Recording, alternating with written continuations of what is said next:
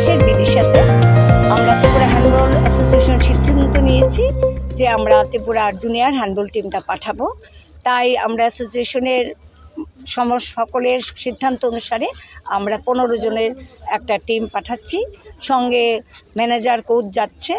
আমরা আশাবাদী আমাদের হ্যান্ডবল জুনিয়র ছেলেরা একটা ভালো ফলাফল করবে। আর এই যে হ্যান্ডবল অ্যাসোসিয়েশন প্রায়শই আমাদের সেক্রেটারি লিটন রায় মহোদয় যে এই প্রচেষ্টা চালিয়ে যাচ্ছে, ওনাকে আমি ভাইস প্রেসিডেন্ট হিসাবে ওনাকে আমি সাধুবাদ জানাই। উনি আরও এগিয়ে যাক, আমাদের ত্রিপুরা হ্যান্ডবল অ্যাসোসিয়েশন আরও এগিয়ে যাক। ওটা খেলাটা শুরু হচ্ছে 23শে মার্চ থেকে 27শে মার্চ 2024। আমি Joba Pal Dutta, vice president Tripura handball association.